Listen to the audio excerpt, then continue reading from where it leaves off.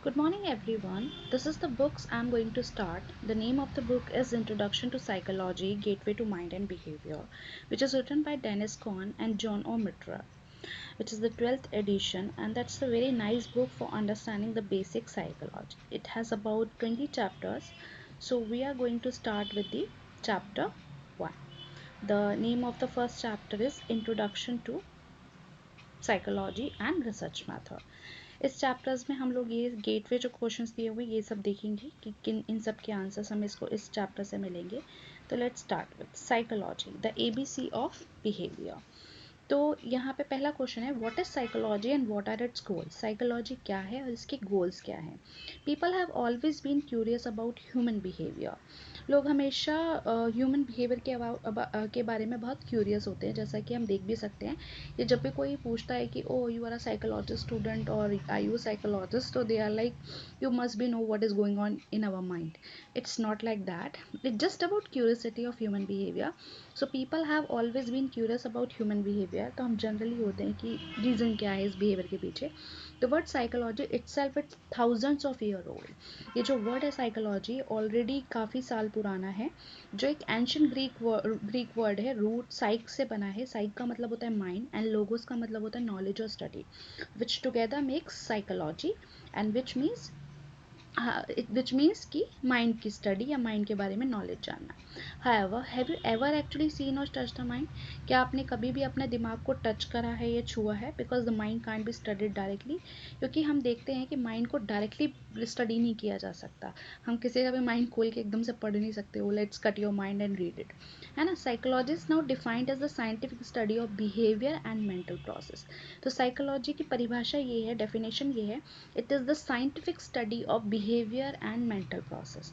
तो scientific way में पढ़ा जाता है, क्योंकि साइंस क्या होता है, it's based on experiment and facts. It's not about, that's why it's not a philosophy, it's a psychology. तो it's define as a scientific study of behaviour and mental process. ठीक है, तो ये आपके बिहेवियर और मेंटल प्रोसेस क्या चल रहा है, वो कोई एक्टिविटी करते हुए, कोई बिहेवियर करते हुए, इसके बारे में पढ़ना। What does behaviour refer to the definition of psychology. इसका मतलब क्या है कि बिहेवियर का मतलब क्या है साइकोलॉजी में। एनीथिंग यू डू, देखो हम डेली डेली रोज़ में जो भी हम चीज़ें करते हैं, कोई भी इंसान कुछ भी पूरा जिस तरीके से अपनी ज़िंदगी जीता है, जिस तरीके से रिएक्ट करता है, that's called a behaviour. Like हम ईटिंग करते हैं, हैंगिंग आउट, स्लीपिंग, टॉकिंग और sneezing is a behaviour. So are studying, snowboarding, gambling, watching television, tying your shoelaces, wrapping present, learning Spanish and reading this book. It's all our behaviour. Naturally we are interested in overt behaviour. देखो दो तरह के behaviour होते हैं, overt and covert. Overt behaviour वो होता है जिसे हम डायरेक्टली ऑब्जर्व करते हैं, है ना।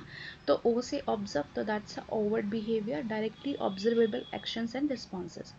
और एक होता है कोवर्ट बिहेवियर जो हमारे इंटरनल चल रहा होता है। जब हम किसी के बारे में बोल रहे होते हैं तो हमारे दिमाग में भी कुछ चल रहा होता है, तो विच इज़ इनसाइड, या हमारे अंदर जो हमारे किसी के बारे में परसेप्शन है, किसी के बारे में बिहेव होता है, that's called covert behaviour. And overt which is visible at outside. ठीक है, these are private internal activities such as thinking, dreaming, remembering and mental events. These are called covert behavior. Okay, all in all then psychology studied about behaviour from A to Z. जो psychology होती है वो studies करती है ए to Z, मतलब ए से लेके Z तक पूरा डिटेल में होता है।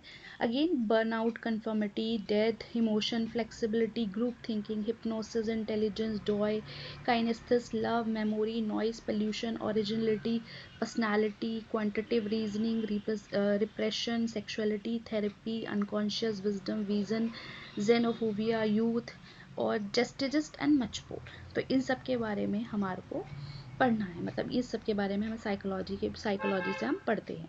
Today psychology is both as a science and a profession. देखो साइकोलॉजी एक साइंस भी है और एक प्रोफेशन भी है। As scientist some psychologists do research to discover new knowledge. Scientist उस बारे में डिस्कवर करते हैं, और other are teachers who share their knowledge with students. कुछ टीचर्स होते हैं जो अपने स्टूडेंट्स को पढ़ाते हैं, विच बिकम्स अ प्रोफेशन।